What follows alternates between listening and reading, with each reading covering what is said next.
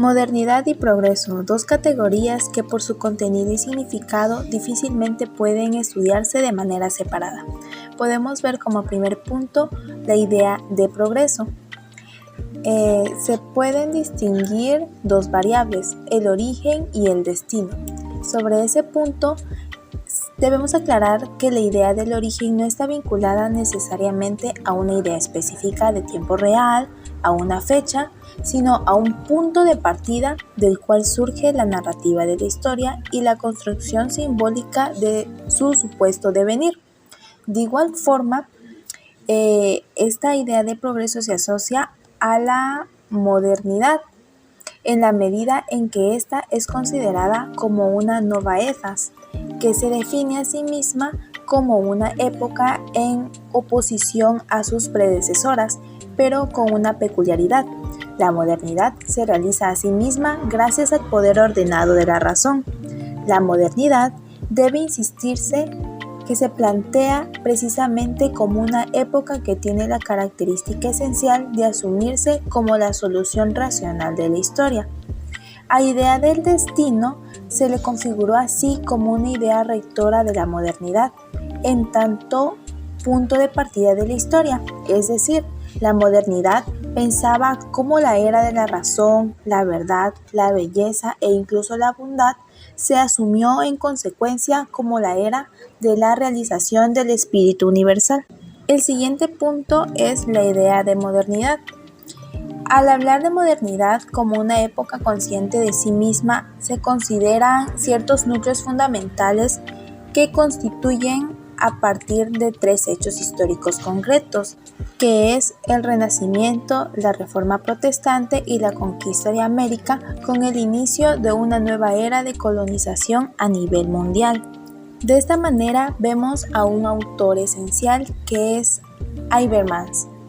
En el terreno de las ideas, él considera que otro autor, en este caso Hegel, es el primer filósofo que asume a la modernidad no solo como un concepto histórico, sino ante todo como un problema filosófico genuino. Habermas dice que se muestra como la conciencia histórica que se expresa en el concepto de nova etas o edad moderna, constituyendo así una mirada transida de filosofía de la historia, un hacerse reflexivamente cargo de su propia posición desde el horizonte de la historia en su conjunto. Este mismo autor sostiene además que el concepto de modernidad está vinculada también a una dimensión estética que proviene de la crítica literaria y que se generaliza en distintos movimientos de vanguardia. Es en estas ideas en las que cobra sentido el carácter simbiótico de la categoría de la modernidad con la del progreso, pues en tanto conciencia de época, la modernidad es autoconcebida como una actualidad que habrá de ser pasado en un futuro proyectado como progreso continuo. Al hablar acerca de posmodernidad, nos hace mención que es un fenómeno de transición de valores, visiones de la vida, instituciones, relaciones humanas y conocimiento. Esta se cuestiona en el núcleo de la idea del desarrollo de la modernidad. Los planteamientos filosóficos y culturales de la posmodernidad nos permiten entender la visión de muchas personas. Se dice que los que han elegido vivir en una posmodernidad viven entre moderno y premoderno, dado que se basa en una pluralidad de espacios y temporalidades. La posmodernidad es el concepto que hace referencia al estado o el clima sociocultural por los que atraviesan las sociedades occidentales actualmente. Esto incluye una dimensión subjetiva e intelectual, pero también tiene que ver con la organización política y económica, así como la actividad artística. Todo aquello que considere posmoderno comparte la idea del fracaso del proyecto moderno, es decir, el fracaso de la modernidad por renovar las formas tradicionales del arte, cultura y el pensamiento. Existen características dentro de la posmodernidad. Una de ellas es que se opone al pensamiento dualista. Esto quiere decir que intenta escaparse de lo que comprende como una tradición del pensamiento occidental, la cual es construido a base de oposiciones duales. Por otra parte, propone la desconstrucción de valores. A través del cuestionamiento de la tradición y sus valores, la posmodernidad lo que hace es desmontar lo que era una verdad innegable en épocas anteriores, exhibiendo sus limitaciones y su fractura. Entiende la realidad como creación del lenguaje. Al contrario de la tradición occidental, comprende por el lenguaje que es un mecanismo de representaciones de la realidad. La posmodernidad se plantea que el lenguaje y el pensamiento sean la misma cosa, de modo que lo real termine siendo una construcción lingüística, pues no puede existir el pensamiento sin el lenguaje. Propone que la verdad es una perspectiva. La posmodernidad descree de las grandes verdades y abraza en su lugar los puntos de vista, por lo que entiende la realidad como algo inaccesible, fuera de nuestro alcance, ya que únicamente tenemos acceso a la forma de percibirla y entenderla como nosotros queremos. Ser joven en el American Dream. La frase sueño americano nace hace casi un siglo y se enredó rápidamente con el capitalismo, la democracia y la raza, las tres fuerzas que siempre giraron en torno al destino de Estados Unidos. El sueño americano, que se entiende ampliamente como la realización de oportunidades personales, en el que la oportunidad se mide principalmente en términos económicos. Con la Primera Guerra Mundial, el sueño americano se transformó en un anhelo de democracia internacional. Más tarde, con la era del jazz, llegó el sueño de infinitas riquezas, pero con la Gran Depresión pasó a ser un sueño de democracia social. La Segunda Guerra Mundial llevó al sueño americano a una democracia liberal. La prosperidad de la posguerra lo cambió hacia el ideal de la movilidad social y el capitalismo democrático.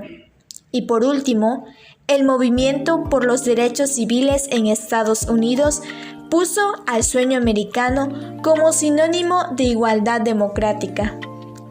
Así, el llamado sueño americano que persiguen los estadounidenses y los inmigrantes se basa en la idea de que cualquier persona con habilidad, deseo y perseverancia puede llegar a la cima. Y hoy en día, el sueño americano es conocido universalmente.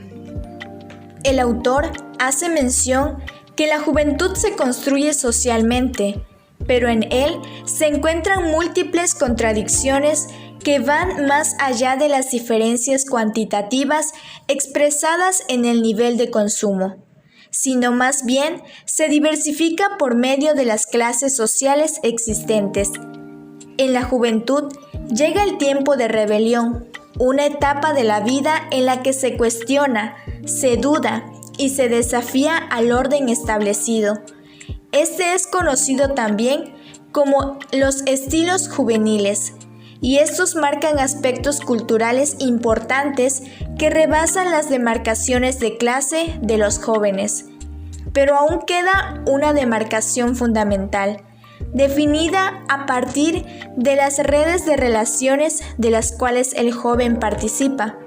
Es decir, en este estilo juvenil, la influencia que tiene la sociedad es de manera muy marcada, ya que estos mismos se podrán llevar a cabo dependiendo de la clase social al que él pertenezca. Por otra parte, estudias, consigues un trabajo, te casas, obtienes un cargo importante, tienes hijos, te compras un coche y una casa, un día te jubilas, cobras tu pensión y mueres. Todo previsto y estable, pero ¿Y si no estás de acuerdo?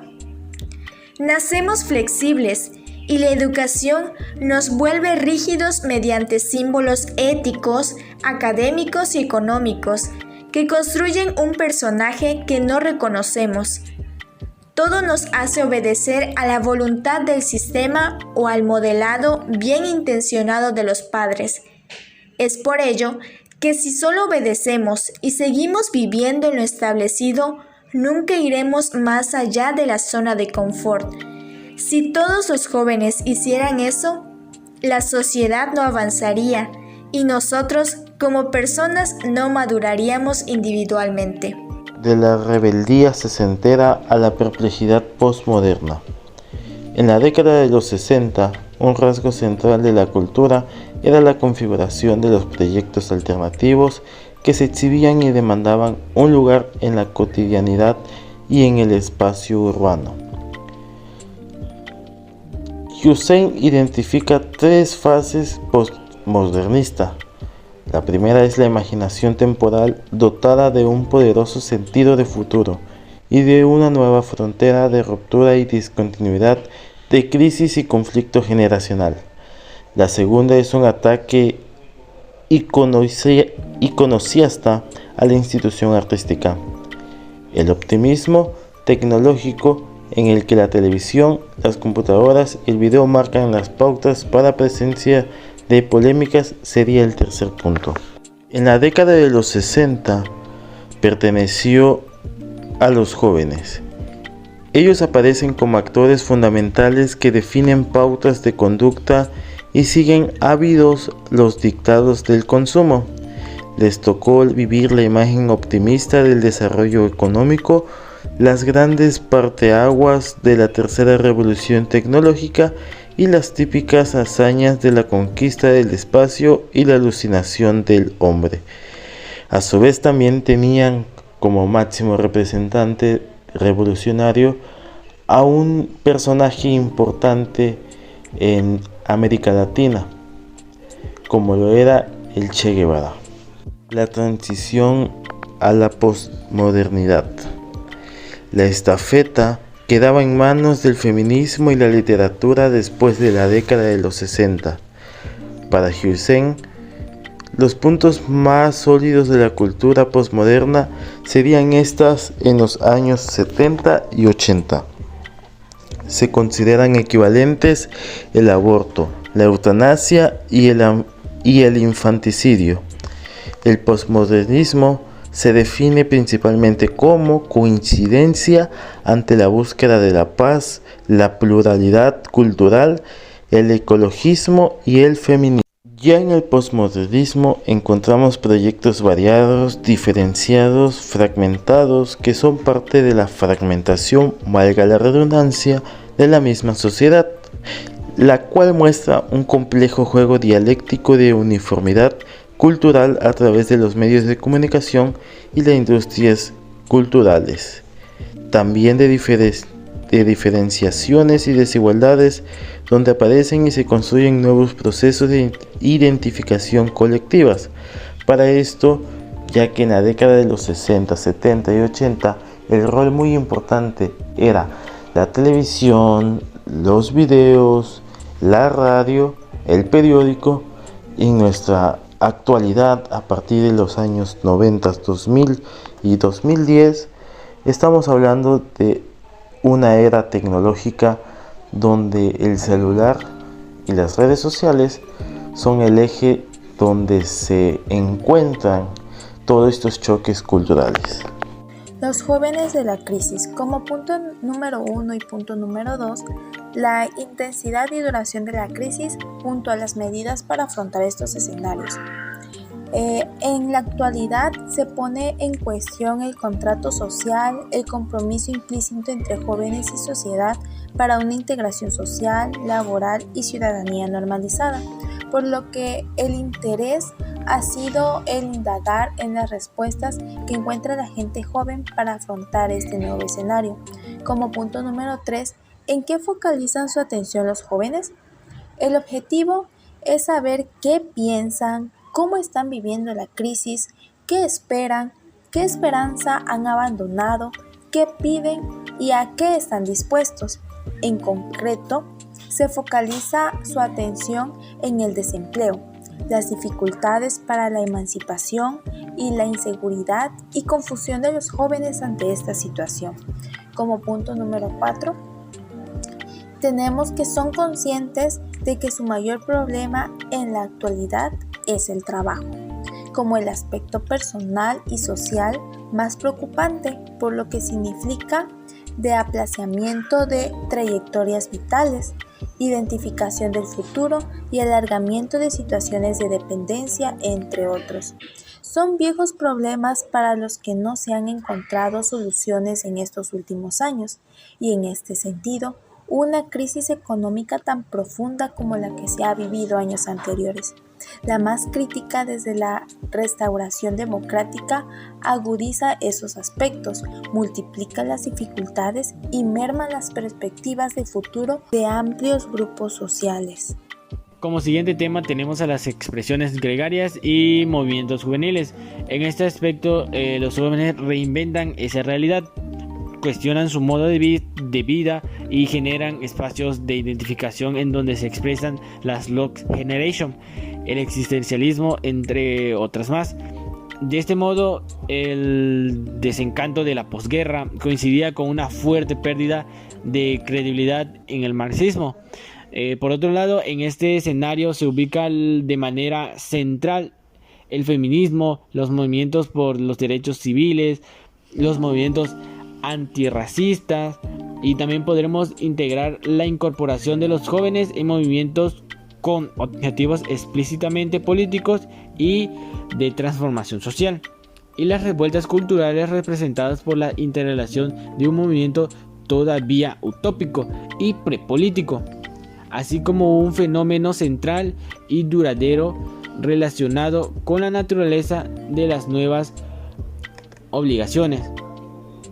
En este contexto de la denominada sociedad del riesgo, de la sociedad del costo benéfico, se ubica a los movimientos juveniles.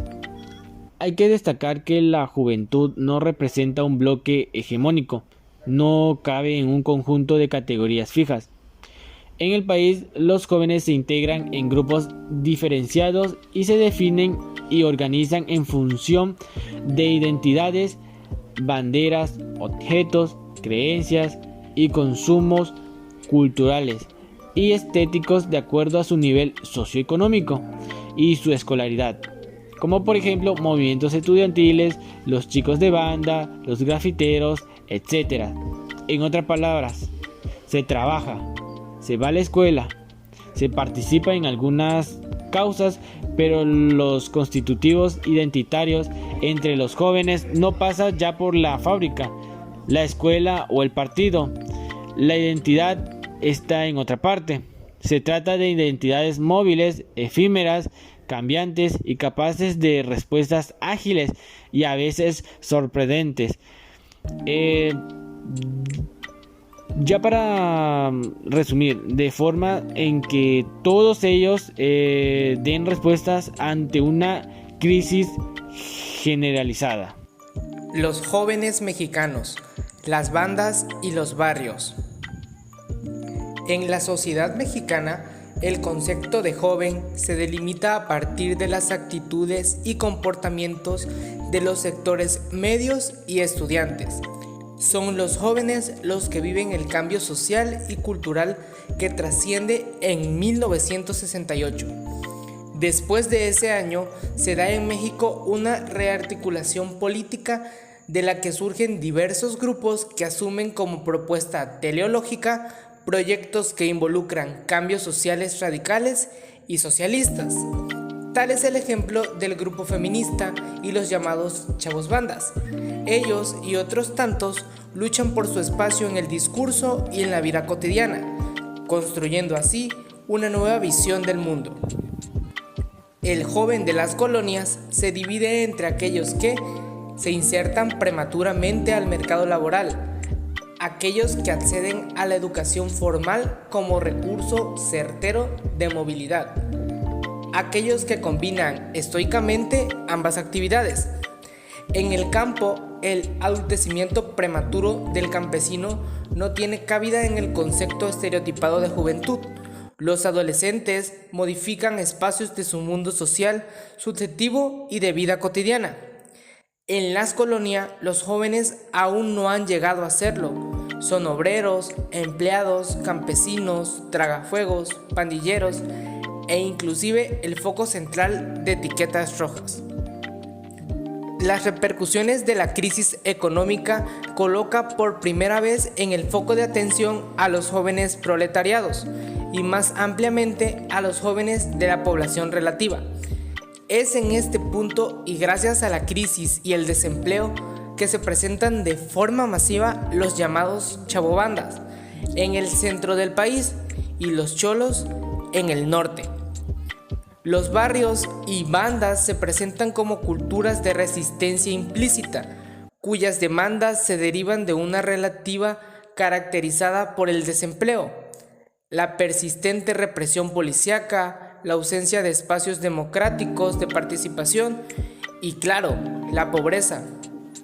Es ahí donde los jóvenes ponderan sus rasgos definitorios: organización sustentada en el dominio territorial, utilización del cuerpo y la vestimenta como elementos de identificación, diferenciación, giros lingüísticos compartidos, búsqueda de espacios de poder, unidad de recursos de resistencia, entre otros. Al ser una nueva forma de expresión, han sufrido una fuerte represión policíaca, aunada a otras formas de incomprensión y rechazo social, pero también han padecido tendencias autodestructivas, tales como la rivalidad interbarrios e interbandas, violencia, alcoholismo o drogadicción, que en muchas ocasiones se presentan como verdaderos obstáculos a la colectividad y la unidad de los jóvenes. Los barrios y las bandas son espacios importantes donde se configuran identidades, pero la solución de las demandas juveniles rebasa ampliamente el limitado espacio del barrio o la colonia para insertarse también en los movimientos laborales, feministas, estudiantiles y todos aquellos que piensen que el sueño no ha terminado. Los movimientos juveniles se ubican en los llamados nuevos movimientos sociales. Sus cuestionamientos no se centran de manera prioritaria en las relaciones sociales de producción, sino que atienden a otras esferas de la vida, entre las cuales se encuentra su propia subjetividad, respuestas a la violencia policíaca, la búsqueda de opciones de empleo, procesos en los cuales se construyen múltiples identidades y sus puntos de concentrarse frente al sistema social se les muestra difuso, fetichizado y fragmentado.